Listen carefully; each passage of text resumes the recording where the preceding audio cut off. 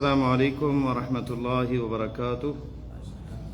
الحمد للہ رب العالمین والعاقبۃ للمتقین والصلاة والسلام علی رسولہ الامین، اما بعد فاعوذ باللہ السمیع العلیم من الشیطان الرجیم، رب اشرح لی صدری ویسر لی امری واحلل عقدۃ من لسانی یفقہوا قولی۔ معزز سامعین، پچھلا ہمارا جو درس تھا وہ حدیث قدسی کی شرح میں تھا، جو کہ ایک لمبی حدیث ہے جس کا بنیادی جو موضوع تھا وہ اللہ تعالیٰ سے مانگنا اور اس سے سوال کرنا، چھوٹی سی چھوٹی چیز اور بڑی سی بڑی چیز، پھر اللہ تعالیٰ کی قدرت اور اللہ تعالیٰ کی عظمت کہ تمام انسان جن جو اس سے سوال کریں اللہ ہر ایک کو دے دے، تو اللہ کے خزانوں میں ذرا بھی کمی نہیں آتی، اللہ کے خزانوں میں ذرا بھی کمی نہیں آتی۔ پھر ساری جو توفیق ہے، مال و دولت، نعمتیں، ملبس، کھانا پینا اور کپڑے لباس، ہر چیز یہ اللہ تعالیٰ کی طرف سے ہے، کیونکہ کہا کلکم عار، تم سب برہنہ ہو الا من کسیتہ، الا جسے میں نے لباس دیا، اور سب بھوکے ہو الا جسے میں نے کھانا کھلایا۔ پھر آخر میں یہ کہہ دیا کہ جو تمہارے اعمال ہیں احصیھا لکم، یہ ہے جو شمار اللہ کر رہے ہیں، جن کے بدلے میں تمہاری سعادت مندی، خوش بختی، بدبختی کا فیصلہ ہوگا۔ جو خیر پائے گا فلیحمد اللہ، وہ اللہ کا شکر ادا کرے، اس کی تعریف کرے، اور جو اس کے علاوہ اپنے برے اعمال کی جزا جو ہے، عقاب، سزا اور اللہ کا عتاب اور جہنم اور بھڑکتی ہوئی آگ کو پائے گا، تو فلا یلومن الا نفسہ، پھر یہ نہ کہ شیطان نے گمراہ کر دیا، میرے فلاں نے دوست نے گمراہ کر دیا، فلا یلومن الا نفسہ، پھر اپنے نفس کی ہی وہ ملامت کرے۔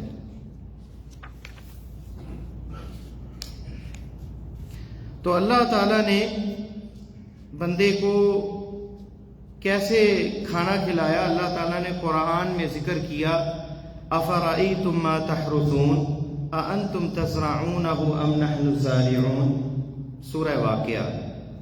کیا تم جو کھیتی اگاتے ہو، جو ہل چلاتے ہو، انتم تزرعونہ، کیا تم زراعت کرتے ہو یا ہم اسے اگانے والے ہیں؟ ہم تو بیج ڈالتے ہیں، پانی لگاتے ہیں، اور اگاتا کون ہے اس کو؟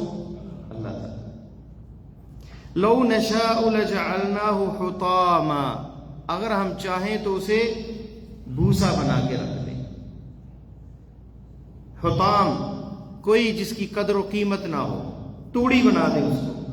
فظلتم تفکہون انا لمغرمون بل نحن محرومون، تو یہ بھی سورہ واقعہ میں اللہ تعالیٰ نے ذکر کیا۔ اللہ تعالیٰ چاہتے تو ہمیں کھانا نہ ملتا، اللہ تعالیٰ چاہتے تو اسے ختم کر دیتے، لیکن ہم پھل کھاتے ہیں، مزے اڑاتے ہیں، گندم، گیہوں، جو، اور پھر پھلوں کی شکل کے اندر الوان مختلف الوان، جس کے رنگ بھی مختلف ہیں، ذائقے بھی مختلف ہیں۔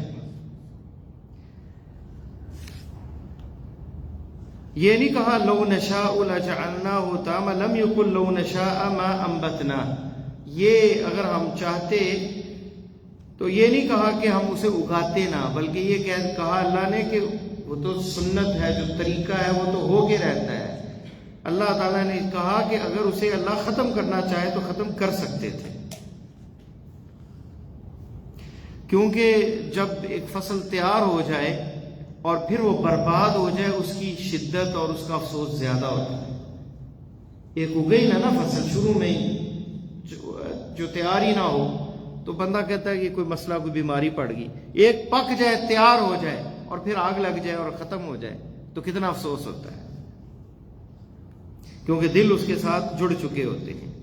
پھر پانی کا ذکر اللہ تعالیٰ نے کیا، افرأیتم الماء الذی تشربون، کیا پانی کو تم دیکھتے ہو جسے پیتے ہو؟ اانتم انزلتموہ من المزن ام نحن المنزلون، کیا تم نے بادلوں سے اسے نیچے نازل کیا یا ہم نازل کرنے والے ہیں؟ تو یقیناً اللہ تعالیٰ کی ذات اسے نازل کرنے والی ہے۔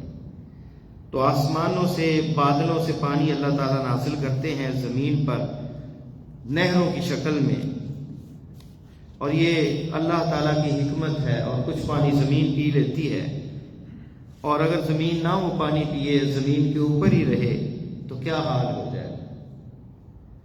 ہوا بھی خراب ہو جائے، جانور بھی ہلاک ہو جائیں، بلکہ آدمی بھی ہلاک ہو جائے اس کی بدبو سے اور اس کے احوال سے۔ لیکن اللہ تعالیٰ کی یہ حکمت ہے کہ زمین اسے پی لیتی ہے اور وہ نہروں کے اندر بہہ جاتا ہے پانی۔ اور جب لوگوں کو ضرورت ہوتی ہے تو وہ بور کر کے پانی ٹیوب ویل کی شکل میں، ہینڈ پمپ کی شکل میں نکال لیتے ہیں۔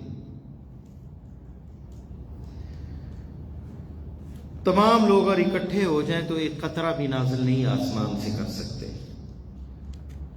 لیکن اللہ تعالیٰ ہے جو اپنی رحمت سے، اپنی قدرت سے یہ اور اپنی اذن سے جو ہے یہ چیزیں نازل کرتا ہے اور کھانے جو ہے وہ اگاتا ہے۔ اس لیے فرمایا کلکم جائع الا من اطعمتہ، تم سب بھوکے ہو الا جسے اللہ کھلائے، فاستطعمونی اطعمکم، پس مجھ سے طلب کرو اطعمکم، میں تمہیں کھانا کھلاؤں گا۔ تو اللہ تعالیٰ جو ہے ہمیں سکھا رہے ہیں، کتنی اس اللہ تعالیٰ کی رحمت ہے کہ وہ ہمیں مانگنا بھی سکھا رہا ہے کہ کس طرح ہم نے مانگنا ہے، اللہ تعالیٰ سے کس طرح ہم نے مانگنا ہے اور کس طرح اللہ تعالیٰ کو پکارنا ہے۔ اور اپنی عزت سے جو ہے یہ چیزیں افرأیتم الماء الذی تشربون، یہ پانی جو ہے اس کی قدر اس وقت پڑتی ہے جب صحرا کے اندر بندہ ایک ایک بوند کو ترس جاتا ہے اور اسے پانی کہیں میسر نہیں آتا، تو پانی کی اس وقت قدر پڑتی ہے۔ ویسے تو بندہ پیتا ہے، اور وہ پہلا جو دور تھا کہ لوگ کتنی دور سے پانی لے کے آیا کرتے تھے، اور یہ ہم حجاز کے اندر ہے، یہاں بوڑھے لوگوں سے پوچھیں کہ پانی کیسے ان کی باری آتی تھی، کسی کنویں کے پاس ساری رات وہ بیٹھے رہتے تھے کہ باری آئے گی تو ایک تھوڑا سا پانی انہیں ملے گا اور وہ لے کے جائیں، کیونکہ پانی بہت تھوڑا ہوتا تھا، انتظار کرنا پڑتا تھا کہ پانی اوپر آئے۔ تو اللہ تعالیٰ کا یہ جو ہے فضل ہے، اور اللہ تعالیٰ کی یہ جو ہے اللہ تعالیٰ کی یہ رزق کے وہ ذرائع ہیں۔ تو اللہ تعالیٰ جو ہے رزق دیتے ہیں بندوں کو اور اس میں برکت بھی ڈالتے ہیں۔ پہلی جو وجہ ہوتی ہے وہ ہے نیک اعمال، جس سے کثرت رزق ملتی ہے، رزق میں برکت ہوتی ہے اور صحت ہوتی۔ بندہ کہتا ہے رزق تنگ ہو گیا، پریشانی ہوگی، کیسے برکت ہوگی؟ پہلی جو وجہ اور ریزن ہے اس میں برکت اور وسعت پیدا کرنے کا وہ نیک اعمال ہیں، عمل صالح ہے۔ اللہ تعالیٰ سورہ اعراف میں فرماتے ہیں وَلَوْ أَنَّ أَهْلَ الْقُرَىٰ آمَنُوا وَاتَّقَوْا لَفَتَحْنَا عَلَيْهِمْ بَرَكَاتٍ مِّنَ السَّمَاءِ وَالْأَرْضِ وَلَٰكِن كَذَّبُوا فَأَخَذْنَاهُمْ بِمَا كَانُوا يَكْسِبُونَ۔ اگر یہ بستی والے ایمان لے آئیں، اللہ سے ڈر جائیں، تقوی کو اپنا لیں، پرہیزگاری کو اپنا لیں، لَفَتَحْنَا عَلَيْهِمْ بَرَكَاتٍ مِّنَ السَّمَاءِ وَالْأَرْضِ، ہم زمین آسمان سے برکتیں نازل کر دیں، زمین و آسمان سے برکتیں ہم نازل کر دیں۔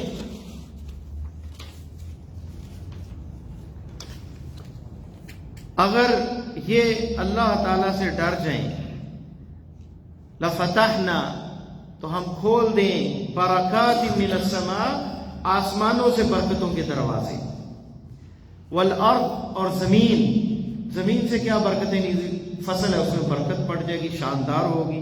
ولیکن کذبوا، لیکن جب انہوں نے جھٹلایا، نافرمانی کی، سرکشی کی، تکذیب کی، تصدیق نہ کی، اللہ کی شریعت کا انکار کر دیا، رسولوں پر ایمان نہیں لائے، اس کی شریعت کو پسے پشت ڈال دیا، کچھ نے یہ کہہ دیا کہ یہ پرانی شریعت ہوگی، یہ پرانے لوگوں کا طریقہ ہے، دنیا ترقی کر گئی، دنیا چاند پہ چلی گئی، اب نئے قوانین کی ضرورت ہے، نئے اصولوں کی ضرورت ہے، یہ پرانے قوانین ہیں اور یہ بیکورڈ ہے قوانین، یہ لیٹسٹ نہیں ہے، ہمیں اب نئی دنیا کے لیے نئے قوانین چاہیے، تو بہت سے ہیلے، حجتیں، بہانے شریعت کی تکذیب کے لیے ہوتے ہیں، اور اپنے آپ کو پڑھے لکھے لوگ سمجھنے والے اور اپنے آپ کو آکسفورڈ اور فلاں فلاں یونیورسٹیوں سے پڑھے ہوئے تکذیب شیطان کیسے کرواتا ہے، کیسے جھٹلاتا ہے، مختلف ہیلے اور بہانوں سے۔ کذبوا فاخذناهم بما كانوا يكسبون، اللہ تعالیٰ کیا کہتے ہیں؟ فاخذناهم، ہم نے پکڑا ان کو، بما كانوا يكسبون، جو وہ کمائی کرتے تھے، اعمال۔ تو دنیا کے اندر یہ تنگیاں، یہ شدتیں، یہ وائرسوں کا حملہ، یہ زلزلے، یہ فلڈز، سیلاب، یہ اللہ تعالیٰ کی طرف سے عذاب کی شکلیں، یہ اللہ کی طرف سے پکڑ ہے۔ برکتیں جب ہوتی ہیں، جب معاشرہ صالح ہوتا ہے، نیک ہوتا ہے۔ عمر ابن عبدالعزیز رحمہ اللہ کے دور میں، جو کہ پوتے ہیں عمر بن الخطاب رضی اللہ تعالیٰ عنہ کے، ان کے دور میں اتنی زیادہ برکت ہوئی کہ زکوٰۃ لینے والا کوئی نہیں تھا۔ لوگ نیک تھے، گھروں میں قرآن کی تلاوت کی جاتی تھی، گھروں کے اندر جو ہے تہجد پڑھی جاتی تھی، نمازوں کی پابندی تھی، دین پر عمل پیرا تھے لوگ۔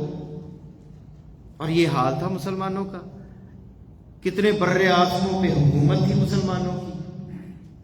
بادلوں کو کہا جاتا تھا کہ جہاں بھی برسو جا کے تم مسلمانوں کی خلافت کے اندر ہی برسو گے، مشرق میں چلے جاؤ یا مغرب میں، اتنی حکمرانی تھی۔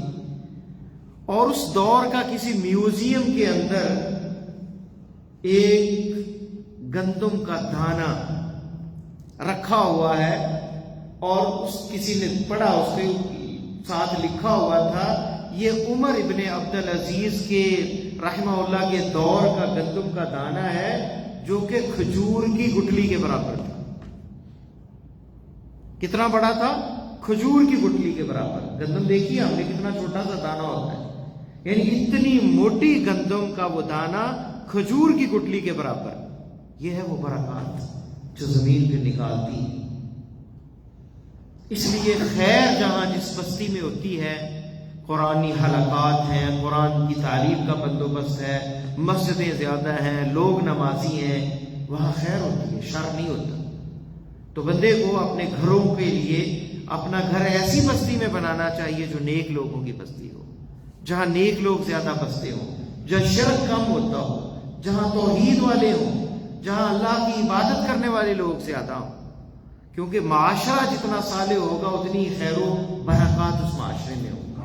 جہاں جتنا فساد ہوگا اتنی ہی اللہ تعالیٰ کی بدبختی اس معاشرے پہ ہوگی۔ اس لیے اپنے گھروں کو، اس لیے کہتے ہیں کہ جب گھر بنانا ہو تو ہمسائے کو دیکھیں کہ آپ کا ہمسایہ کیسا ہے۔ کچھ لوگ جب گھر بیچتے تھے ساتھ ہمسائے کو بیچتے تھے کہ میرے گھر کا ہمسایہ بھی بہت شاندار ہے، یہ گھر کی قیمت ہے، اور یہ میرے ہمسائے کے ساتھ ہونے کی اس کی قیمت ہے۔ تو گھر سے پہلے ہمسایہ دیکھا جاتا ہے، اس طرح بستی کو بھی دیکھا جاتا ہے۔ اب کس محلے میں رہ رہے ہیں، کس ماحول کے اندر رہ رہے ہیں، گھر کے قریب مسجد ہے یا نہیں، جہاں قرآن پڑھا جاتا ہو، جہاں نماز پڑھی جاتی ہو، اس کی خیر و برکات اور رحمتیں وہ گھر پہ بھی نازل ہوتی ہیں جو قریب ہوتے ہیں، تو نیکی کے اثرات ہوتے ہیں۔ تو اللہ تعالیٰ نے یہاں یہی کہا کہ فَأَخَذْنَاهُمْ بِمَا كَانُوا يَكْسِبُونَ، کہ جو وہ کمائی کرتے ہیں، گناہگار، سیاہکار، اللہ تعالیٰ کی نافرمانی کرنے والے وہ اعمال، اس کی وجہ سے ان کی پکڑ آتی ہے۔ ایک اور مقام پہ فرمایا سورہ مائدہ میں وَلَوْ أَنَّ أَهْلَ الْكِتَابِ آمَنُوا، اگر اہل کتاب بنی اسرائیل والے، یہود و نصارہ ہم سے پہلے تھے، ایمان لے آئیں، آمنوا واتقوا، اللہ سے ڈرنے والے بن جائیں، لَكَفَّرْنَا عَنْهُمْ سَيِّئَاتِهِمْ، ہم ان کے گناہ معاف کر دیں، وَلَأَدْخَلْنَاهُمْ جَنَّاتِ النَّعِيمِ، اور نعمتوں والی جنتوں میں ہم انہیں داخل کر دیں۔ وَلَوْ أَنَّهُمْ أَقَامُوا التَّوْرَاةَ وَالْإِنْجِيلَ، اگر وہ قائم کر دیتے تورات اور انجیل کو، وَمَا أُنزِلَ إِلَيْهِمْ مِنْ رَبِّهِمْ، اور جو اللہ نے ان پر نازل کیا ہے، لَأَكَلُوا مِن فَوْقِهِمْ، تو وہ اپنے اوپر سے بھی کھاتے ہیں، یعنی آسمان اوپر ہے، آسمان سے بھی رزق آتا بارش کی شکل میں، برکات کی شکل میں، وَمِن تَحْتِ أَرْجُلِهِمْ، اور ان کے پاؤں کے نیچے سے بھی انہیں رزق ملتا، یعنی زمین سے۔ اوپر سے یہ بھی مراد ہے کہ پھل، درختوں سے جو پھل ملیں گے اوپر سے، یہ بھی مراد ہے۔ وَمِن تَحْتِ أَرْجُلِهِمْ، زمین سے جو کھیتی نکلتی ہے، زراعت نکلتی ہے، وہاں سے انہیں رزق ملے گا۔ تو یہ اسباب ہیں کھانا کھلانے کے اور رزق کے۔ تو بنیاد کیا ہے؟ نیک اعمال ہے، اس شریعت کو قائم کرنا ہے۔ ہم بھی اگر قرآن کی تعلیم کو اپنے اوپر نازل کر دیں، لازم کر دیں، اپنی زندگی اس کے مطابق بنائیں، تو ہماری بھی پریشانیاں دور ہو جائیں، گھریلو پریشانیاں دور ہو جائیں، لڑائیاں ختم ہو جائیں، اپنے رزق میں برکت پڑ جائے۔ اور لیکن ریزن اور سبب ایمان کا رزق نہ ہو، اس مقصد کے لیے نہیں کہ دنیا میں مل جائے، پیسے زیادہ مل جائیں، اس لیے نہیں ہم ایمان لائے، اس لیے نیک اعمال نہیں کر رہے۔ نیک اعمال اللہ کی رضا کے لیے ہے، ہم اس کے بندے ہیں، وہ خالق ہے، مالک ہے، معبود ہے، مسجود ہے، عطا کرنے والا ہے، اس نے سب کچھ ہمیں دیا ہے اور اس کا حق ہے ہم پہ کہ ہم اس کی عبادت کریں، بغیر کسی لالچ کے، محبت کے ساتھ، تواضع کے ساتھ، عاجزی کے ساتھ، انکساری کے ساتھ اور کمال محبت کے ساتھ اس رب سے تعلق جوڑیں۔ صرف اس کی رضا مقصود و مطلوب ہو، دنیا کی نعمت مقصود نہ ہو۔ یہ تابع ہیں، یہ تو کچھ بھی نہیں، یہ تو حقیر ہے۔ اللہ کے ہاں تو اگر دنیا کی قدر ہوتی تو کافر کو ایک گھونٹ پانی نہ ملتا۔ دنیا تو کچھ بھی نہیں، اس کے بدلے میں جو نعمتیں عطا ہوں گی ابدی سرمدی ہمیشہ کی، اور اعلیٰ و عرفہ اور اعظم اور اس سے بڑی نعمتیں کوئی دنیا میں بندہ تصور ہی نہیں کر سکتا، جو جنت کی شکل میں ملے گی، اور جہنم سے آزادی ملے گی جہاں ہمیشہ موت نہیں آئے گی۔ اب تو کہتے ہیں کہ مر جائیں گے، اگر مر کے بھی چین آیا تو نہ آیا تو کدھر جائیں گے؟ وہاں یہ حال ہوگا کہ مرنے کے بعد بھی چین نہیں، دوبارہ زندگی، مریں گے پھر جئیں گے، مریں گے پھر جئیں گے جہنم میں۔ اور یہ چمڑے، یہ جلدیں، یہ سکن، یہ انسان کی جل کے سیاہ کالی ہو جائے گی، پھر نئی جلد آ جائے گی، پھر وہ جل کے سیاہ ہو جائے گی، پھر نئی جلد آئے گی، تو عذاب پہ عذاب ہوگا۔ فَمَنْ زُحْزِحَ عَنِ النَّارِ وَأُدْخِلَ الْجَنَّةَ فَقَدْ فَازَ، پس جو جہنم سے بچا لیا گیا اور جنت میں داخل کر دیا گیا، پس وہ کامیاب ہو گیا۔ یہ دنیا تو آزمائش ہے، یہ تو امتحان ہے۔ ہم نے تو بسیرا ڈال لیا کہ بس ہمیشہ یہی رہنا ہے، سب کچھ ہمارا یہی ہے، اسی کے لیے گالیاں، اسی کے لیے لڑائیاں، اسی کے لیے کوتاہیاں، اور اسی دنیا کے لیے ساری جو ہے ہم نے اپنی اٹینشن پوری جو ہے اسی پہ تصور کر دی، پوری اپنا فوکس جو ہے وہ دنیا پہ رکھ دیا ہے کہ بس یہی ہے، یہ نہ ملی تو لڑائی ہے، جھگڑا ہے۔ اور آخرت اگر نقصان ہوتا ہے، ایمان جاتا ہے تو جائے، نماز جاتی ہے تو جائے، لیکن دنیا نہ جائے۔ اس کے لیے دنیا کو چھوڑ دیا، نماز کو چھوڑ دیا، رشتہ داریاں توڑ دی، غیبت کو اپنایا، جھوٹ کو اپنایا، فراڈ اور دھوکے جو ہے وہ سیکھے دنیا کو سمیٹنے کے لیے۔ اور یہ ایسی دغا باز ہے کہ سب کچھ قدموں میں جب آ گیا تو یہ ناراض ہو جاتی اور موت آ جاتی۔ لاکھوں کروڑوں اکٹھے کیے، شاندار گھر بنایا اور موت آ گئی، رہنا بھی نصیب نہیں ہوا۔ تو اللہ تعالیٰ جو ہے پہلی جو جہت ہے، پہلا جو طریقہ ہے رزق کا وہ عمل صالح ہے، اور دوسرا ذریعہ جو رزق کا ہے وہ ہے اسباب، ذرائع، ریسورسز۔ ہل چلائیں گے، زمین میں بوئیں گے تو زمین جو ہے وہ کچھ پیدا کرے گی، کنویں کھودیں گے تو پانی نکلے گا۔ تو یہ ہے مادی وسائل، انہیں بھی اپنانا ہے۔ یہ نہیں کہ عبادت کی اور ہاتھ پہ ہاتھ دھر کر بیٹھ جائیں کہ رزق اوپر سے آئے گا، زمین سے نکلے گا، نہیں، ساتھ اسباب کو بھی اختیار کرنا ہے۔ اس لیے فرمایا فَاسْتَطْعِمُونِي أُطْعِمُكُمْ، طلب کرنا ہے، دعا مانگنی ہے، اللہ سے شفا مانگنی ہے۔ کچھ لوگ کہتے ہیں اللہ کو دیکھ رہا ہے، اللہ کو تو پتہ ہے، مانگنے کی کیا ضرورت ہے؟ نہیں، اللہ راضی ہوتے ہیں، مانگنا چاہیے اس سے، ہر چیز مانگیں، اپنی حاجتیں رب کے سامنے رکھیں۔ تو یہ جواب ہے اس شرط کا، مقدر کا،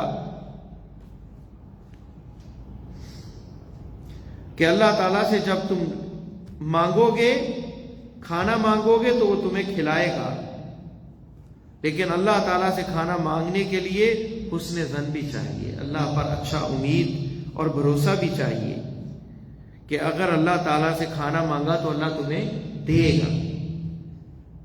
اور اگر اللہ کو پکارا اور دل غافل ہے کہ میں تو اس کی مانتا نہیں ہے، چلو مانگ لو، امام صاحب مانگ رہے ہیں دعا، میں بھی پیچھے مانگ لیتا ہوں، چلو، دل غافل ہے اور اس اسباب کو اختیار نہیں کیا اور اعتماد اپنی قوت پہ کیا ہے کہ میں تو بڑا تیز ہوں، اپنے رب پہ بھروسہ نہیں کیا، تو وہ اللہ اسے ذلیل کر دیتے ہیں۔ اور جو اللہ تعالیٰ سے اخلاص کے ساتھ مانگتا ہے، اللہ تعالیٰ اسے نوازتے ہیں اور عطا کر دیتے ہیں۔ فرمایا یا عبادی کلکم عارٍ، تم سب برہنہ ہو، بغیر لباس کے ہو، الا من کسوتہ، جسے میں لباس پہنا دوں، فاستکسونی اکسکم، فاستکسونی، پس مجھ سے لباس کو مانگو، میں تمہیں جو ہے لباس دوں گا۔ جب انسان پیدا ہوا اس دنیا میں آیا تو اس کے اوپر کوئی لباس تھا؟ خالی تھا، کچھ بھی نہیں تھا، بغیر لباس کے پیدا ہوتا ہے، حتیٰ کہ بال بھی اس کے پورے نہیں ہوتے، اور یہ اللہ تعالیٰ کی کمال حکمت ہے اس میں۔ اور اللہ تعالیٰ نے ہمیں جو ہے بتایا ہے کہ کیسے ہم محتاج ہیں لباس کے، جس سے ہماری جو ہے شرم گاہیں جو ہیں وہ چھپ جائیں، اور کس طرح ہم محتاج ہیں عمل صالح کے، جس سے ہماری جو ہے مانوی طور پر ہماری شرم گاہیں اور ہمارے عیب چھپ جائیں، کیونکہ تقویٰ جو ہے وہ سب سے بڑا لباس ہے، اللہ تعالیٰ کا تقویٰ سب سے بڑا لباس ہے۔ اسی لیے اللہ تعالیٰ نے سورہ اعراف میں فرمایا وَلِبَاسُ التَّقْوَى ذَلِكَ خَيْرٌ، اور تقوی کا لباس سب سے بڑا ہے لباس۔ ایک بندہ بڑا شاندار، اس نے لباس پہنا ہوا ہے لیکن بے حیا ہے، زبان اس کی گندی ہے اور اس کی حرکات جو ہے اس بندے سے بھی بری ہے جو برہنہ ہے، تو اس لباس کا کیا فائدہ؟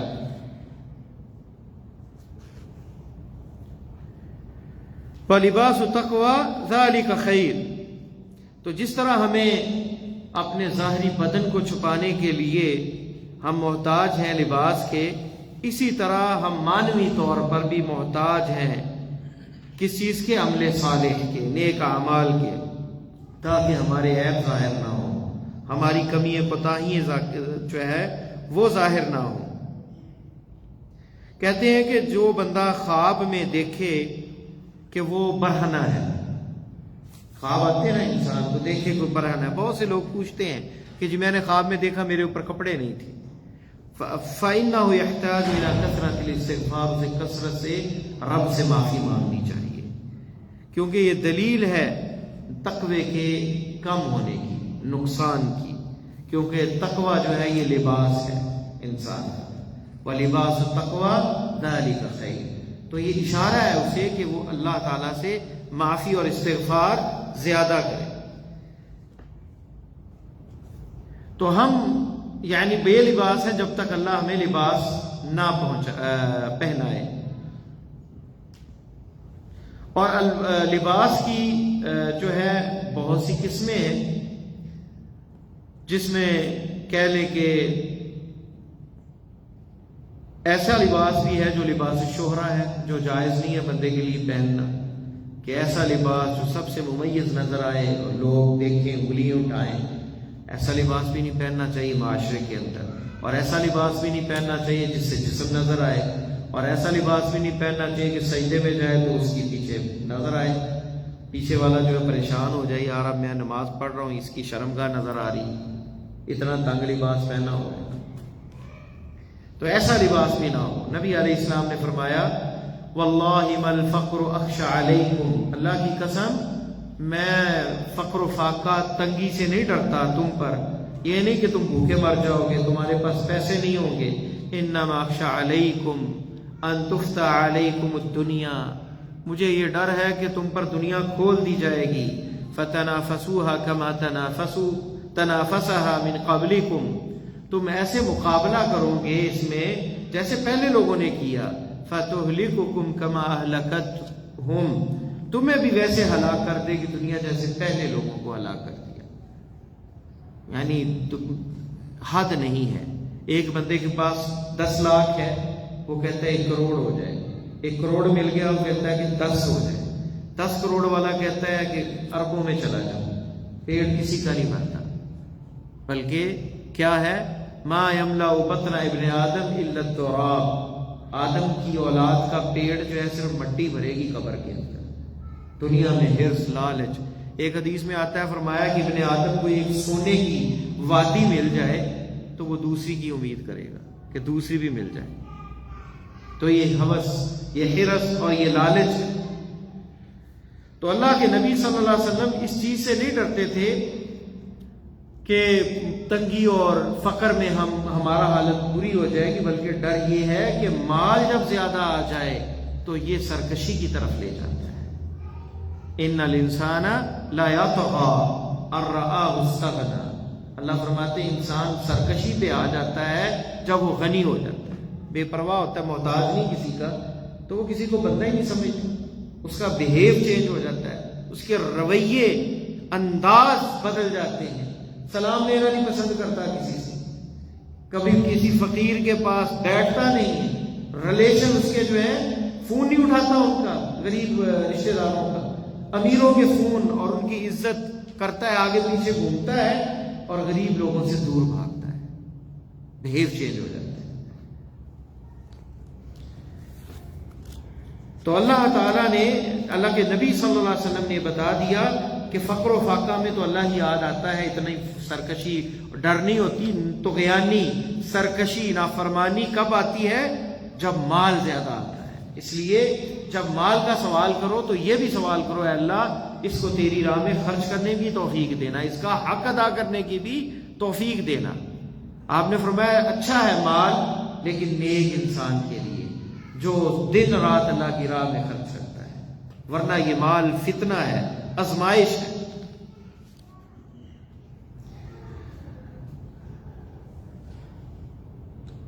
تو استقصاء جو ہے اللہ تعالیٰ سے کپڑے جو ہیں عیب چھپاتے ہیں، بندے کی شرمگاہ کو چھپاتے ہیں، تو پہلی چیز ہے اعمال صالحہ، نیک اعمال سے اپنے عیبوں کے اوپر پردہ ڈالنا، نیک اعمال سے اپنی کمیاں کوتاہیاں دور کرنا۔ اور دوسری ہے اسباب ہیں حصی، اور وہ حصی اسباب کیا ہیں؟ وہ ریسورسز جو ظاہری مادی ہیں، جس طرح کپڑے پہننا،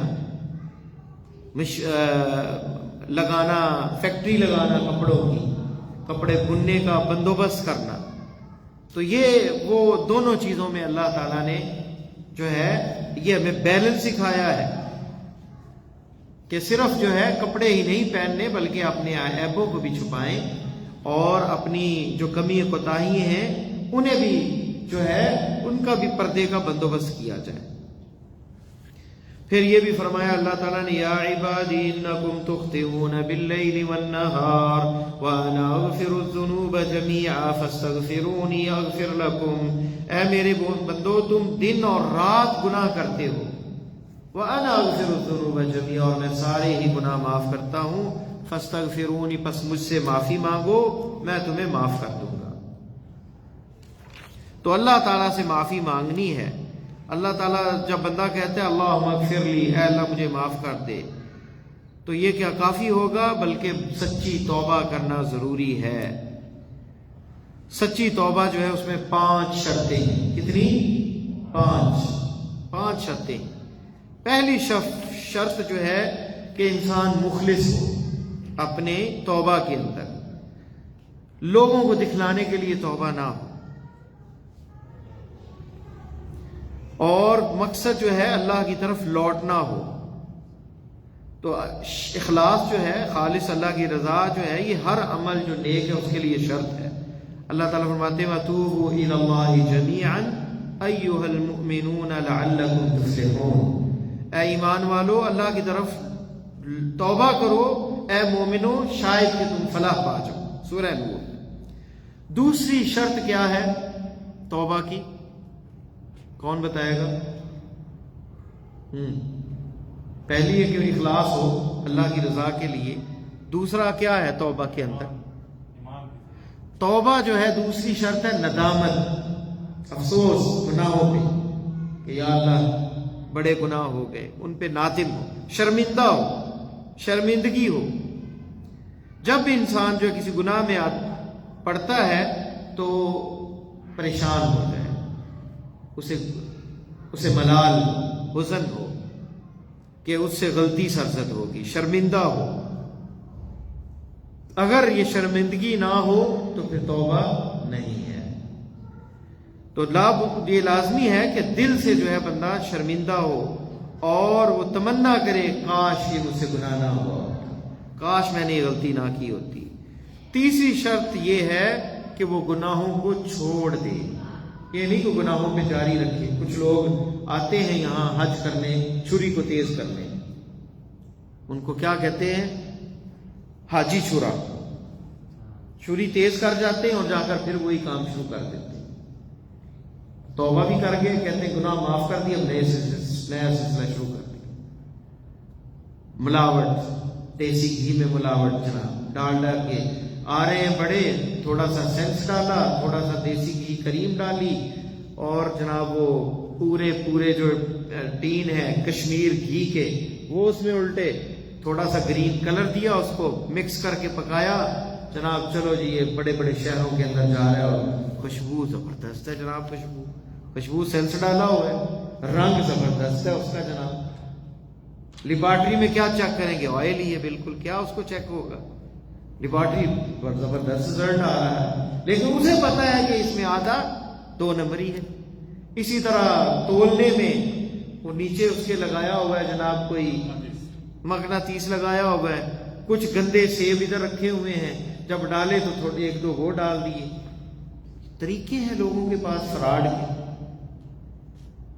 تو تیسری شرط یہ ہے کہ گناہوں کو چھوڑ بھی دینا ہے، کیونکہ گناہوں کو اصرار گناہوں پر یہ توبہ نہیں ہے. اللہ تعالیٰ نے سورہ آل عمران میں 153 نمبر آیت میں فرمایا وَلَمْ يُصِرُّوا عَلَى مَا فَعَلُوا وَهُمْ يَعْلَمُونَ. اصرار نہیں کرتے وہ گناہوں پر، انہیں جب علم ہے تو پھر اصرار نہیں کرتے، تکرار نہیں کرتے. تو وہ توبہ کرنے والا نہیں ہے جو اس پر مصر ہے، بلکہ وہ جھوٹا ہے، اللہ سے مذاق کر رہا ہے.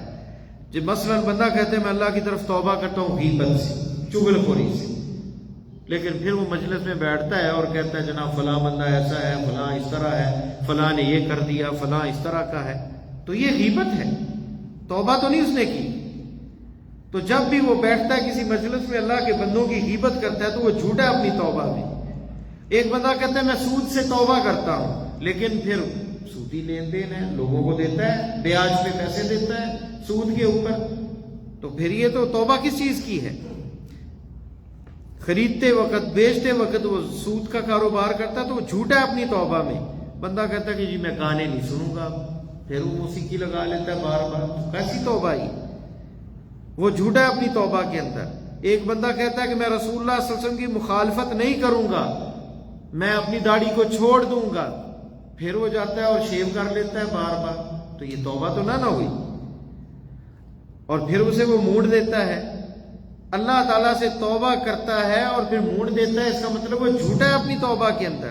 اسی طرح سارے ہی گناہ، شراب پینے والا، زنا کرنے والا، ہر بندہ اگر وہ مصر ہے تو وہ توبہ نہیں ہے، وہ جھوٹا ہے، اس کا دعویٰ جھوٹا ہے اور اس کی توبہ قبول نہیں ہوگی.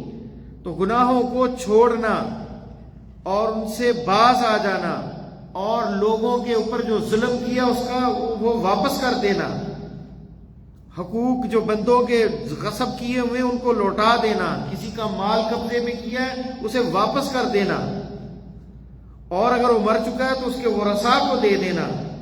اور اگر یہ بھی ناممکن ہو یا بھول جائے آدمی تو پھر کیا ہے؟ اور نسی الرجل و ذهب الرجل الى مكان لا يمكن العثور عليه مثل ان يكون اجنبيا فيرجع الى بلده. تو پتہ نہیں وہ کہاں ہے تو اس حال میں اس کی طرف سے صدقہ کرتے ہیں. پتہ نہیں وہ کس ملک کا تھا، اس ملک میں جائے، نہیں مل رہا تو اس کی طرف سے صدقہ کرے، حقوق العباد معاف نہیں ہوں گے۔ اگر کسی کی غیبت کی ہے اور تو اس کے پاس جائے اور اسے کہے مجھے معاف کر دے، بھی تمہارے خلاف میں نے زبان درازی کی اور غیبت کی تمہاری، میں مجھے معاف کر دو، اس سے معافی مانگے اور معذرت کرے اور اس سے جو ہے اپنا ذمہ جو ہے بری کرے۔ اور اس طرح کوئی اگر اعتذار کرتا ہوا، معذرت کرتا ہوا، سوری کرتا ہوا بندے کے پاس آ جائے تو اسے بھی چاہیے کہ معاف کر دے۔ ان اللہ یحب المحسنین، بے شک اللہ احسان کرنے والوں سے محبت کرتے ہیں۔ اور اگر وہ قبول نہ کرے، معافی نہ کرے غیبت سے، تو اسے کچھ ہدیہ دے، تحفہ دے، اسے راضی کرے، حتیٰ کہ اسے جو ہے وہ راضی کر لے کہ وہ بندہ اسے معاف کر دے۔ اسی طرح اگر کسی کو گالی دی ہے، کسی کو مارا ہے، تو اس کی توبہ یہ ہے کہ اس سے جائے اور اس سے معافی مانگے اور اپنے آپ کو پیش کر دے کہ مجھے مارنا ہے تو مار لو، لیکن قیامت کے روز مجھے نہ پکڑنا۔ چوتھی شرط کیا ہے کہ یہ عزم کرے کہ دوبارہ یہ گناہ نہیں کرے گا مستقبل میں۔ اور اگر توبہ کر لی، گناہ چھوڑ دیا، لیکن دل کے اندر یہ ہے کہ جب موقع ملے گا تو پھر میں یہ کروں گا اور گناہ کروں گا، تو یہ اس سے توبہ قبول نہیں ہوگی۔ یہ توبہ جو ہے کھیل تماشا ہے، عزم نہیں تھا اس کا۔ لیکن اگر عزم کیا، پھر اس کے نفس نے اسے وسوسے میں ڈالا اور گناہ کر لیا، تو اس سے توبہ صادقہ جو ہے وہ ٹوٹے گی نہیں، پھر اسے توبہ کرنی چاہیے، نئی توبہ کی ضرورت ہے۔ لیکن دل میں اگر چور چھپایا ہو کہ کروں گا، تو پھر توبہ نہیں ہے۔ دل صاف تھا، غلطی ہو گئی انسان سے دوبارہ، تو پھر پہلی توبہ بھی درست تھی، پھر نئی توبہ کی ضرورت ہے۔ پانچویں اور آخری شرط کیا ہے؟ توبہ جو ہے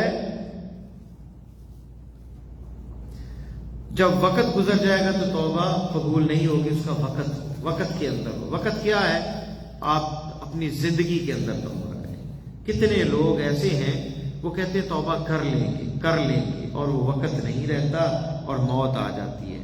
صبح اعلان سنتے ہیں، حاجی فلان صاحب جناب قضاء الہی سے وفات پا گئے ہیں، فلاں صاحب جناب اس دنیا سے رخصت ہو گئے، اور اس کی نیت کیا تھی؟ توبہ کرنے کی، لیکن وقت نہیں ملا۔ وقت یہ زندگی کے اندر ہے۔ ما لم یغرغر، حدیث میں آتا ہے، اللہ تعالیٰ فرماتے ہیں وَلَيْسَتِ التَّوْبَةُ لِلَّذِينَ يَعْمَلُونَ السَّيِّئَاتِ حَتَّى إِذَا حَضَرَ أَحَدَهُمُ الْمَوْتُ قَالَ إِنِّي تُبْتُ الْآنَ۔ وَلَيْسَتِ التَّوْبَةُ، توبہ ان کے لیے نہیں جو گناہ کرتے رہتے ہیں جب موت آ جاتی، إِذَا حَضَرَ أَحَدَهُمُ الْمَوْتُ قَالَ إِنِّي تُبْتُ الْآنَ، اب میں توبہ کرتا ہوں، اب وہ وقت نہیں رہا، اب کوئی فائدہ نہیں۔ فرعون اسی طرح جب غرق ہوا تو کہنے لگا آمنت انہ لا الہ الا اللہ، انہ لا الہ الا الذی آمنت به بنو اسرائیل وانا من المسلمین، کہ میں گواہی دیتا ہوں کہ جس پر بنو اسرائیل ایمان لے آئی میں بھی لاتا ہوں اور میں مسلمانوں میں سے ہوں۔ اسے کہا الآن، اب کہتے ہو الآن وقد عصیت قبل، پہلے تو نافرمان تھے، وکنت من المفسدین، اور تم فساد کرنے والے تھے۔ تو یہاں پہ بتا دیا گیا وقد عصیت قبل وکنت من المفسدین، تو اس وقت فائدہ نہیں ہوگا۔ توبہ کا وقت اسی طرح جب سورج مغرب سے طلوع ہو جائے گا اس وقت بھی توبہ قبول نہیں ہوگی، اور یہ قیامت کی بڑی نشانیوں میں سے ہے کہ سورج مغرب سے طلوع ہوگا مشرق کی بجائے، کیونکہ حدیث میں آتا ہے نبی علیہ السلام نے خبر دی کہ سورج جو ہے وہ اللہ کی مرضی سے گھومتا ہے زمین کے گرد، اور جب وہ غائب ہوتا ہے سجد تحت عرش الرحمن، اللہ تعالیٰ کے عرش کے نیچے، رحمان کے عرش کے نیچے سجدہ ریز ہوتا ہے اور اللہ سے اجازت مانگتا ہے۔ فَإِنْ أَذِنَ لَهَا، اللہ اجازت دے تو وہ جاری رہتا ہے اپنی اس دوران میں، اور جب اسے کہا جائے گا ارجعی، لوٹ جاؤ جہاں سے آئے ہو، تو اللہ کے حکم سے وہ لوٹ جاتا ہے، تو پھر وہ مغرب سے طلوع ہوگا، اور اس وقت جو ہے تمام لوگ جو ہیں وہ توبہ کریں گے اور اللہ کی طرف لوٹیں گے، لیکن انہیں کوئی فائدہ نہیں ہوگا۔ اللہ تعالیٰ فرماتے ہیں هل ينظرون الا ان تأتيهم الملائكة او يأتي ربك او يأتي بعض آيات ربك يوم يأتي بعض آيات ربك لا ينفع نفسا إيمانها لم تكن آمنت من قبل او كسبت في إيمانها خيرا۔ سورہ انعام آیت نمبر 158۔ کیا یہ دیکھتے ہیں کہ ان کے پاس فرشتے آئیں یا تمہارا رب آئے یا تمہارے رب کی بعض نشانیاں آئیں، اور اس دن جس دن تمہارے رب کی نشانیاں آئیں گی تو اس دن کسی نفس کو ایمان نفع نہیں دے گا جو پہلے جس نے ایمان نہیں لایا ہوگا یا پھر اپنے ایمان میں خیر کا کام نہیں کیا ہوگا۔ اب نشانیاں دیکھ لی قیامت کی، اب توبہ قبول نہیں ہوگی۔ تو یہ 5 وہ توبہ کی جو ہے شروط ہیں، یہ شرطیں اگر پائی جائیں گی تبھی توبہ قبول ہوگی، ورنہ توبہ قبول نہیں ہوگی۔ کون سی توبہ کی شرطیں ہیں؟ پہلی کیا ہے؟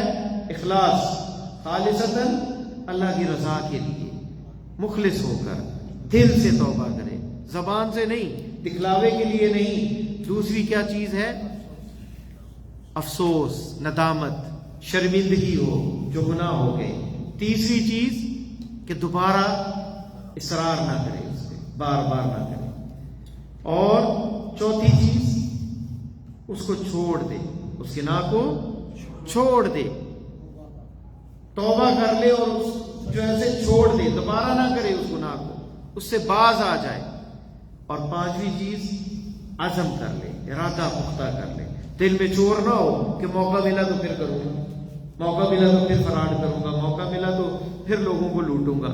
5ویں چیز عزم کہ اللہ یعود، واپس نہیں یہ گناہ کرے گا۔ یہ مخلص ہو کے کی، پھر نفس جو ہے اس نے برائی کی طرف جو ہے اسے ورگلایا، پھر گناہ ہو گیا تو پھر نئی توبہ کرے، پھر دوبارہ توبہ کرے، لیکن دل کو صاف کر کے توبہ کرنی ہے۔ دل میں اگر چور بٹھائے رکھا کہ دوبارہ موقع مل گیا تو اس کی توبہ نہیں ہے، پہلی توبہ قبول نہیں ہوگی، دوسری وہ کیا کرے گا۔ تو یہ تھی توبہ کی 5 شرطیں جو اللہ تعالیٰ کے نبی صلی اللہ علیہ وسلم نے ذکر کی اور علماء نے استنباط کیا قرآن و سنت سے۔ پھر بات یہ ہے کہ توبہ کے اندر بھی ایک ایسی چیز ہے، حدیث کے اندر آتا ہے کہ اللہ تعالیٰ بندے کی توبہ سے اتنے زیادہ خوش ہوتے ہیں کہ جیسے ایک بندہ مسافر ہے اور اس کی ہر چیز چھن جائے، گم ہو جائے، اور اسے جب ملے تو وہ خوشی کے اندر کہتا ہے اللہم انت عبدی وانا ربک، اے اللہ تو میرا بندہ ہے میں تیرا رب ہوں۔ خوشی میں کنٹرول نہیں ہوا لفظوں پہ۔ اخطأ من شدت الفرح، خوشی کی شدت سے غلطی کھا گیا، کہنا تھا اے اللہ تو میرا رب ہے اور میں تیرا بندہ ہے۔ اللہ کو اس بندے سے بھی زیادہ خوشی ہوتی ہے۔ پھر یہ بھی حدیث میں، اسی حدیث قدسی میں آیا ہے کہ اے میرے بندو انکم لن تبلغوا نفعی فتنفعونی، ہم اللہ کو نفع نہیں دے سکتے اپنی عبادت سے، اپنی ریاضت سے، اور نہ ہی نقصان پہنچا سکتے ہیں۔ اور اللہ تعالیٰ نے فرما دیا وما خلقت الجن والانس الا لیعبدون، میں نے جنوں اور انسانوں کو نہیں پیدا کیا مگر صرف اور صرف اپنی عبادت کے لیے۔ تو اللہ تعالیٰ کو اطاعت کرنے والوں کی اطاعت سے کوئی فائدہ نہیں ہوگا، اور نہ ہی گناہ کرنے والوں کے گناہ سے کوئی نقصان ہوگا۔ تو یہ کس کے لیے ہے؟ یہ ہمارے اپنے لیے ہے۔ اور فرمایا کہ تمہارے پہلے آخری جن انسان ایک اللہ تعالیٰ کے سب سے نیک دل بن جائیں تو اللہ کے ملک میں کوئی اضافہ نہیں ہوگا، سب سے برے بن جائیں جن انسان تو اللہ کے ملک میں کوئی کمی نہیں آئے گی۔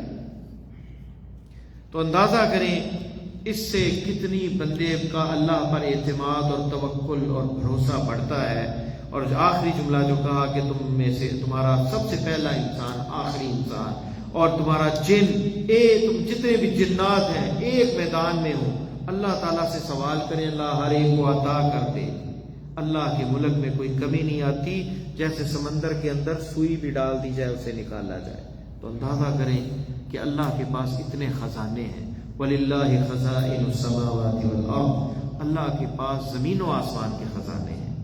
تو جب ایمان اس پر ہے توکل اور بھروسہ رب پہ ہے تو پھر اس سے یقین کے ساتھ مانگا کریں، عزم کے ساتھ مانگا کریں، اصرار کے ساتھ مانگا کریں۔ اللہ کے ملک میں کوئی کمی نہیں آئے گی اور اللہ کے خزانوں میں کوئی کمی نہیں آئے گی۔ تو پھر اللہ تعالیٰ سے جب بندہ مانگتا ہے تو اس حدیث سے ہمیں کیا کیا فوائد ملتے ہیں، علماء نے اس پر کتابیں لکھی ہیں۔ اس کے لیے شیخ الاسلام ابن تیمیہ رحمہ اللہ نے اس حدیث پر ایک پوری کتاب لکھی ہے اور مستقل کتاب، انسان اس حدیث پر غور کرے، تأمل کرے اور آخری جملے پر کہ اللہ تعالیٰ جو ہے اس نے کہہ دیا کہ یہ تمہارے اعمال ہیں جو تمہیں پیش کیے جائیں گے، جس کا بدلہ ملے گا۔ تو اگر خیر کے کام کیے ہیں تو خیر ہوگی، برے کام ہیں تو اس کا بدلہ بھی برا ہوگا۔ اس لیے امام نووی رحمہ اللہ نے اس کے اوپر باب المجاہدہ، بندے کی کوشش، جہاد، اس باب میں اس کو بیان کیا ہے۔ تو انسان کو چاہیے کہ اپنے نفس کے ساتھ جہاد کرے، خیر کے کام کرے، حتیٰ کہ اللہ کے یہاں خیر کو پا لے، اور وہ عظیم خیر اور وہ بھلائی جنت ہے۔ زندگی کا تو اعتبار اتنا نہیں کہ یہ جو ہم سانس لے رہے ہیں نا، ایک لیتے ہیں اور پھر دوسری سانس لینی ہے یا نہیں، یہ نہیں پتا مجھے۔ دوسری بات تو دن اور رات اور مہینے سال کو چھوڑ دیں، یہ جو سانس ہم لے رہے ہیں، ایک لے رہے ہیں، دوسری لینی ہے یا نہیں، اس کا کوئی پتہ نہیں۔ تو جب اتنا زندگی کا اعتبار نہیں ہے اور یہ ریالٹی ہے ہماری زندگی اور لائف کی، تو پھر یہ کس چیز کا تکبر، غرور، کس طرح کے انسانوں کو دھوکے، ان پر ظلم، زیادتی۔ تو صبر سے یہ وقت گزار لے بندہ، تاکہ کل لوگوں کے ہاتھ ہوں گے اور جنہوں نے حقوق غصب کیے ہیں، زیادتیاں کی ہیں، ظلم کیے ہیں، ان کے گریبان ہوں گے اور اللہ کو جواب دے ہوں گے۔ تو اس لیے کوشش کرے بندہ، احسان کرے، عطا کرے۔ دینے والا ہاتھ لینے والے ہاتھ سے بہتر ہے۔ اللہ ہم سب کو ان لوگوں میں شامل کرے جن کا ہاتھ ہمیشہ اوپر والا، جو دینے والے، لینے والے نہ ہو۔ تو دینے والے جب بنیں گے، اس میں آپ کو وہ سکون ملے گا کہ جو لینے والے سے زیادہ ہے۔ عطا کرنے والے کا جو مزہ اور لطف ہے وہ لینے والے سے زیادہ ہے۔ تو اللہ تعالیٰ کے فضل سے، اس کی جناب سے مانگا کریں کہ اللہ آپ کو توفیق دے کہ آپ خرچ کرنے والے بنیں۔ حدیث کے اندر آتا ہے، اس کے ساتھ ہی بات ختم کرتے ہیں ہم۔ حدیث مختصر ذکر کر دیتا ہوں کہ دو بندوں کا ذکر ہوا، جس کو علم ہوا، مال عطا ہوا، تو اللہ تعالیٰ اس کو سب سے اعلیٰ مقام ہے اس کا۔ تو دوسرا بندہ، اس کے پاس علم تو ہے، مال نہیں ہے، وہ خرچ نہیں کرتا، لیکن اس کی نیت یہ ہے کہ اگر مال ہو تو فلاں بندے کی طرح خرچ کرے۔ فرمایا فہما فی الاجر سوا، دونوں اجر میں برابر ہیں۔ تیسرا بندہ ایک ہے، وہ بندہ مال اسے بڑا ملا، علم نہیں ہے، جاہل ہے انسان، وہ جناب نافرمانیے، شرابیں اور برائیاں، نافرمانیے اور سرکشیاں اللہ کی طغیانی میں اور سرکشی کے اندر مال اللہ کی نافرمانی میں خرچ کرتا ہے، وہ سب سے برے مقام پر ہے جہنم میں۔ اور ایک بندے کے پاس پیسے بھی نہیں ہیں، لیکن وہ کہتا ہے فلاں چودھری کی طرح میرے بھی پاس پیسے ہو نا، تو میں بھی خسروں کو نچاؤں اور میں بھی شرابوں والی مجلس قائم کروں اور یہ گناہ کروں۔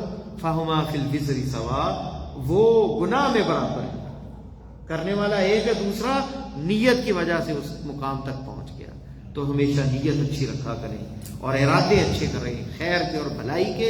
اللہ تعالیٰ جو ہے اس پہ بھی بندے کو اجر ادا کرتے ہیں۔ اللہ سے دعا ہے کہ اللہ مجھے اور آپ کو قرآن و سنت پر عمل کرنے کی توفیق عطا فرمائے۔